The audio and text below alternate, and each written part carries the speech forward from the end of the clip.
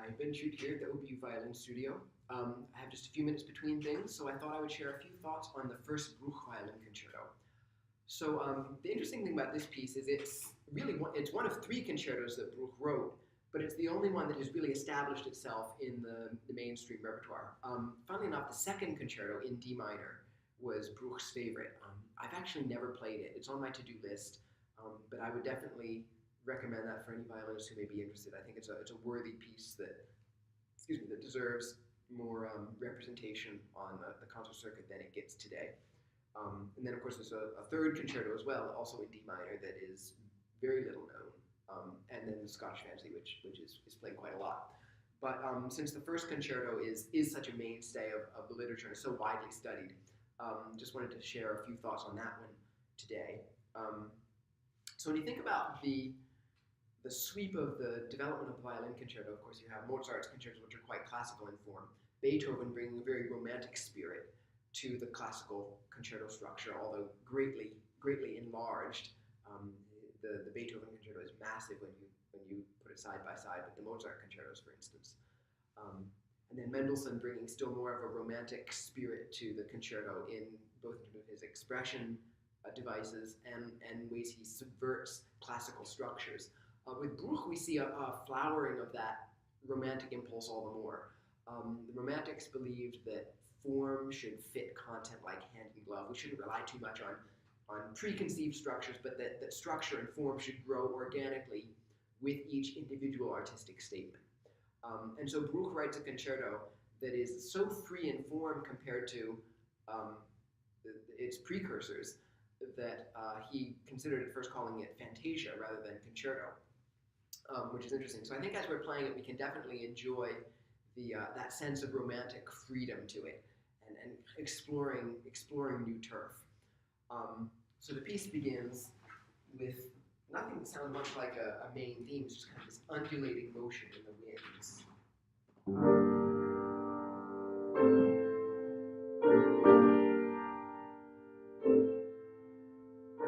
then out of that, the violin grows and develops into this mournful cadence that it sounds like a lone voice on the wind. You're reminded of the romantic obsession almost with Scotland. Of course, Bruch himself writing the Scottish Fantasy later on. Scotland, the Highlands of Scotland, of course, being the home of the bard Ossian, the kind of fabricated Scottish legend, myth constructed by James Macpherson in the 19th century, and that took Europe by storm. And so Europe for much of the 19th century was just obsessed with the romantic idea of the Highlands of Scotland, and just that the rolling green but almost a barren sort of feeling. You don't have big trees. It's just grass and endless grass, and out of that.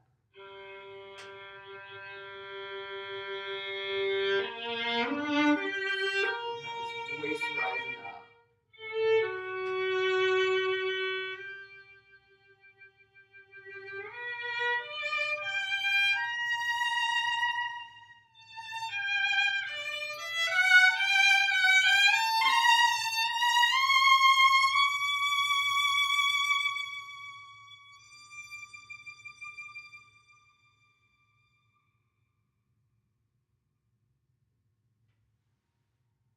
And of course, we have the undulating motion of the winds again. And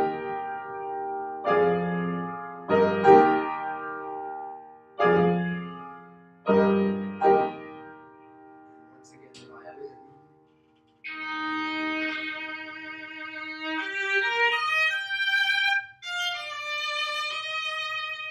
Now here, I like to make a little bit of rhythmic transition between the sixteenths and the eighths on top. So I don't go.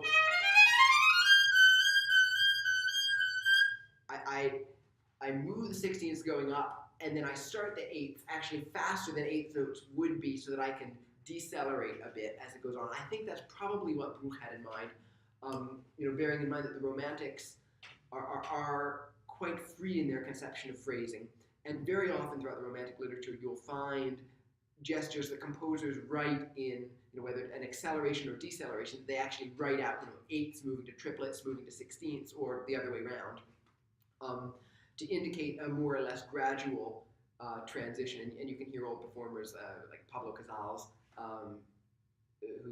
who do that, who are very much in touch with the Romantic tradition.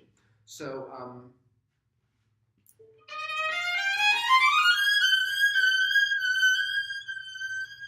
I personally like a little bit of deceleration like that. And then, of course, we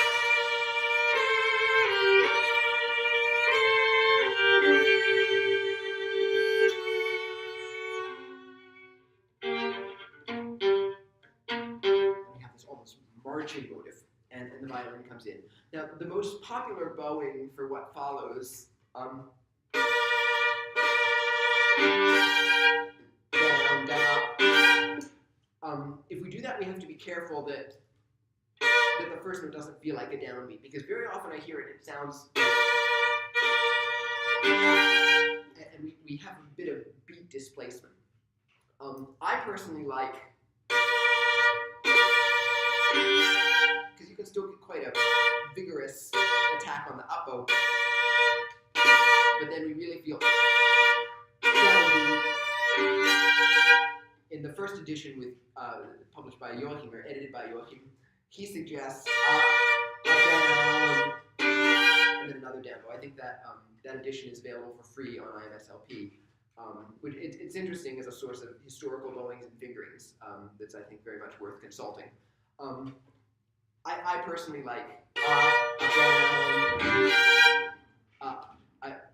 For me, it works nicely. Now, this next bit, you very often hear something like. I personally like it a little bit more rhythmic than that. I admit I do start a little bit early. It's quarter rest, but if you take a full quarter rest, it moves so quickly that it's hard to get the notes to speak and resonate as much as they need to, especially over an orchestra. So if you start just a little early, that'll give you a little bit more room to really have all of those notes speak as you get to the top. But in any case, I like to have a strong arrival on that beat, on that top B flat, instead of kind of glossing over it. I think just gives a little bit more sense of strength, especially since it's, there's such a strong emphasis on those half note beats.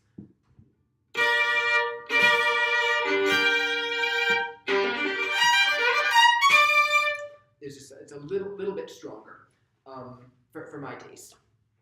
Then it happens again, up an octave. Have to be careful not to force the sound on that top one, and so forth. The other place in that first page that's a bit tricky, that can often come out tonally not quite the way we might want, is the which can sometimes sound a bit little bit caught. And I think that's because we sometimes think about pushing down instead of broadly bowing out. So we can correct that by making sure that we're not thinking of just and sometimes thinking of three notes and think, oh, gotta push harder. We don't. If you start right at the frog, and make sure that your fingers are ready for some spring action to catch all the strings. So if you go right to the frog, place the bow on the string. For a millisecond, let the bow sink in. Really let the hair sink into the string. Feel like the hand is sinking into the stick. The stick is sinking into the hair, and the hair is sinking into the string. And then just release it and sustain it a bit. And especially on metal strings, a little wiggle can help to sustain that resonance without it sounding. Right? Because we don't want that sort of Hammond organ effect, right?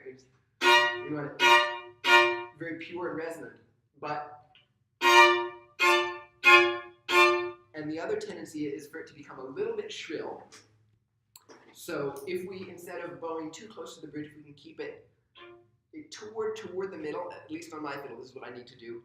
And I like to angle the bow ever so slightly back, provided we can keep it in a straight line where you don't lose that sounding point. And then I also aim the bow a little bit more toward the middle string, the A string. Because the E string is so bright, I've never found that has a problem coming out. But it can be a little harsh if we're too much toward the E string. So I put the bow about here.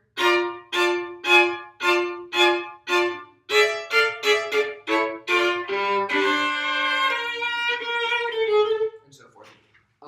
Okay, second theme area. We have to be really sure that we are good duo partners here, because the whole thing is, we have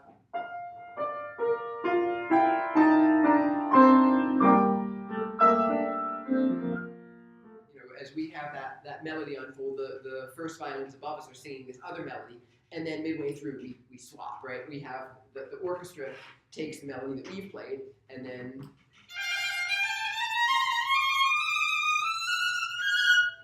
we take over there, and it's not quite the same as it was before, but each time we have to be listening to what the orchestra is doing and really playing in duet with them. Now, as the solo violin, we can have a bit of freedom, but we want to make sure that that's freedom within the big beats, and that to whatever extent we take a little bit of liberty, a little bit of stretch in those big beats, that it's done in a very intuitive and clear way.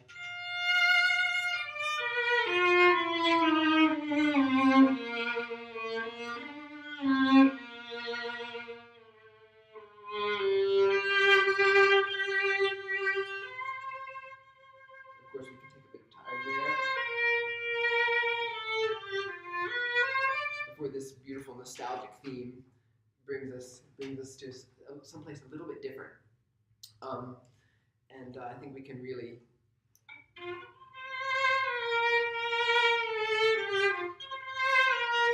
try to find a very kind of rich middle range voice there, because it's in a place that doesn't naturally project on the violin that well either. So.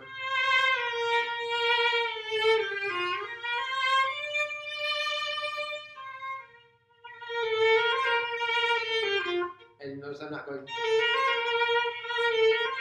Those ornaments, all of those ornaments can be a bit free. In fact, we'll talk a little bit more about that later. But as long as we're feeling that freedom within a big slow pulse, but yet a definite pulse, I think that's the key. Okay, then we go back to. And a lot of considerations, very much like what we had earlier. And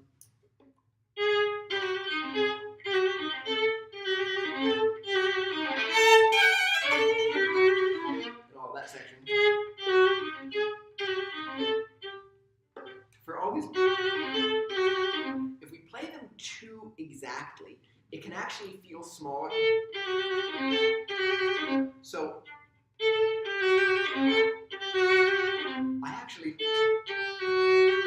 I hold the note on the beat just a little bit longer, just to give it time to really resonate and speak, because, and then the rest can just kind of can bounce off of that. And we have that all throughout the concerto. We'll see a few more instances. But that can also make it more technically manageable, because we're not just going.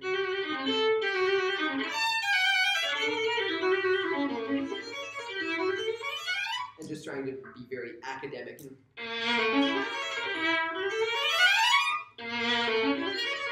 Really hold that note on. And so on. All right, so then the rest of the movement is, the next page with all the 16ths looks intensive. It's not quite as bad as it looks, and if it's your first time playing the concerto, usually just a bit of metronome work can be helpful, and some rhythms can be helpful for just nailing that down and getting everything solid. Then we have those cadences at the end where the opening material comes back, but in somewhat more urgent form, before it propels us into a tutti that then bridges the first and second movements again, Bruch experimenting with Mendelssohn had done the same before him, but using a form where the first movement doesn't quite close out as such, but there's this kind of lead in between the two movements, and the two movements kind of bleed together. So the second movement begins just with these gorgeously long chords.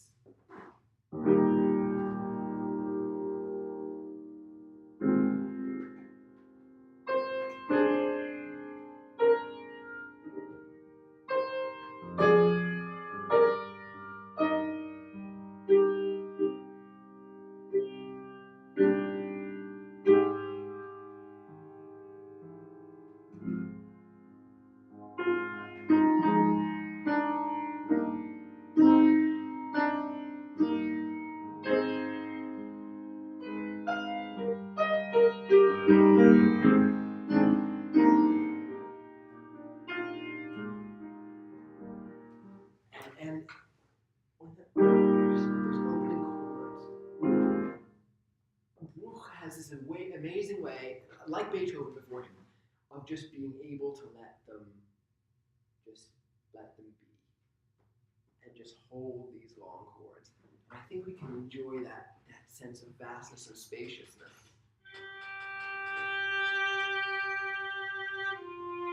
So we want to be making shapes, right? We don't want to just let it be flat. Obviously, we want to be shaping them.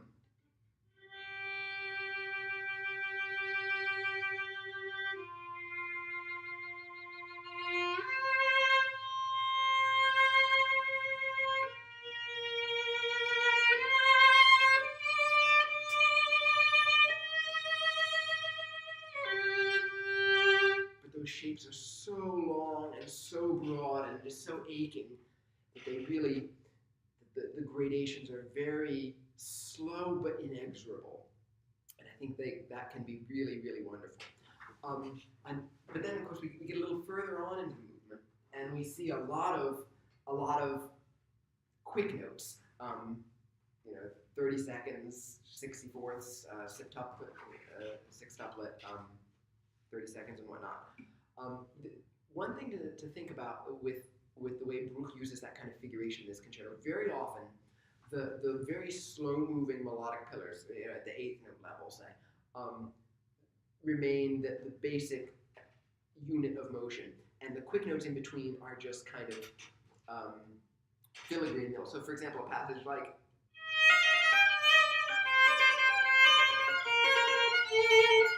really the essential motion is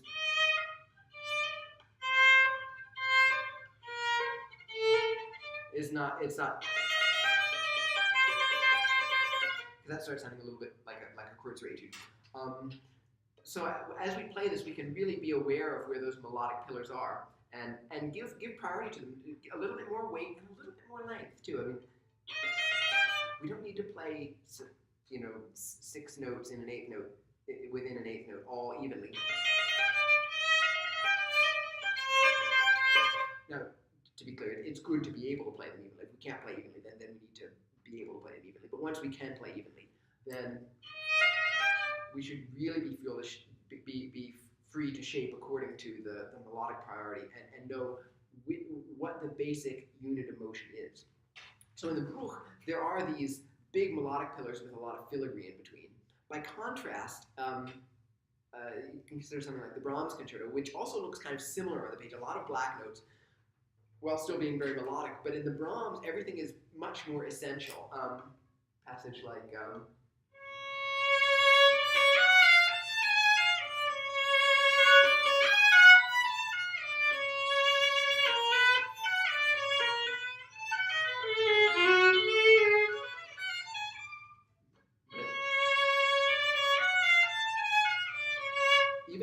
even as it moves quite slowly, each of those notes really is much more integral to the overall shape of the melody than in Bruch. Bruch is, in general, this concerto at least, is much more geared around pillars and filigree, and I think that can really shape the way we interpret it. Just a few quick thoughts about the third movement. Now, this third movement theme, we often hear played with a kind of gestural thrust that almost sounds like a rhythm that Bruch didn't quite write. And what I mean by that is, so we have, very often it sounds like we have a double dotted quarter followed by a 16th.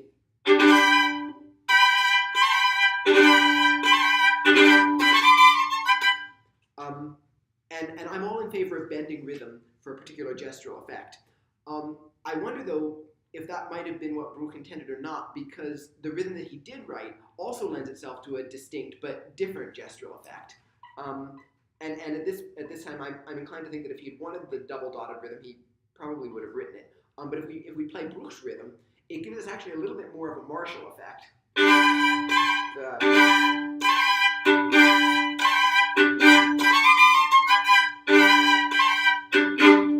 The upbeats are a little bit punchier, a little bit more resonant. That's what I like, but that's me personally. Also, then with these triplets that follow, there's a tradition of playing them almost with a flamboyant zing that resembles 2/16 and an eighth. And again, I'm all in favor of gestural delivery. My concern is that has become so institutionalized that many times we do that just without thinking, and we, I've seen students come in with learning the piece and almost, and it's just almost a matter of rote to play 2/16 followed by an eighth. And to the extent that I think we lose the triplet feeling that Bruch's probably going for. So again, I personally like to feel a distinct triplet, and if I'm going to bend the rhythm, I bend it in a way I would otherwise bend a triplet rhythm, which is more emphasis on the first.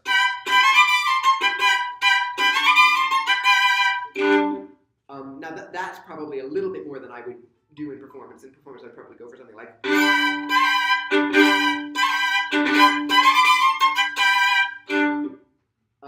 Just a little bit of flamboyance, but that's my personal preference as well. And also, I can't neglect to mention rest. Rest. It's very easy to and just kind of breeze through that all. But if we're really distinct about the rest that Bruch wrote, and if then we're equally intentional about the eighth note upbeat, then in context that sounds, I just find it more vigorous, and we get something like.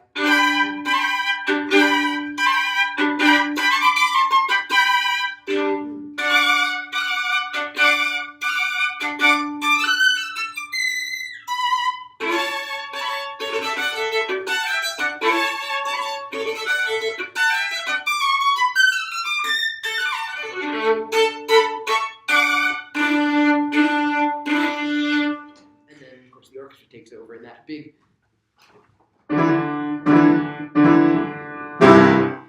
wonderful C major chord that just completely catches us by surprise. It's fantastic. So that's something that you can really, as you're playing, you can really feel that energy going toward the surprise and kind of catch the audience off their guard. It's a neat effect. Okay, as far as sound, two other related considerations. Where to start? So how about just that opening gesture. There's a tendency to use a bit more bow than we need, and when we do that, the sound gets a little hissy like that. So we want to be really careful that however excited we want to be,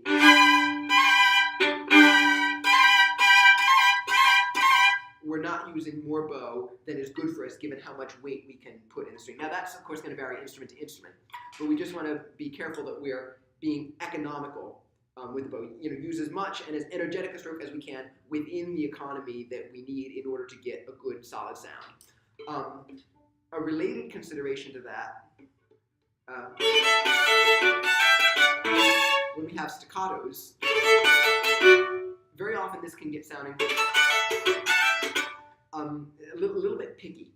But if we think about the martial character of the movement, maybe the sound that comes most naturally to mind is actually the trumpet. And when you think about a brass instrument, even when they play staccato, they can't play super short. Well, and even if you look at the way the notes are written, those are exactly the kind of note patterns that would favor natural brass trumpets and horns. So I mean, already we have that brass sound in our ears. And a brass instrument can't play super, super short. They have to, enunciate the note with the lip and then provide enough wind that the sound really can bloom, and then they can cut it short before it's full length. So, and that's all that a dot means to a Bruch in composers of this era. It doesn't mean super, super short. It just means detached. So if I go, I'm not playing super short. I'm getting in the string, but that's plenty short enough to be within the range of what a dot would mean for Bruch. One final consideration: a lot of the passage work that we have, the more noodly passage work later on in the movement, we can bring to bear the same things that we talked about in the second movement.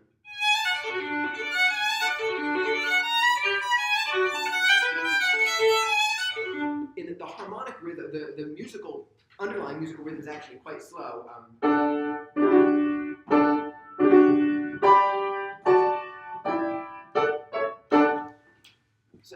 So if we can then feel that as we're going,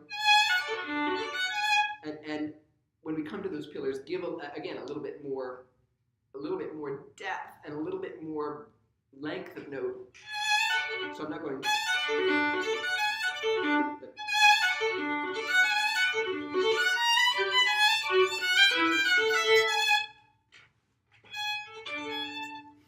No, of course, and of course you see the joke in all this.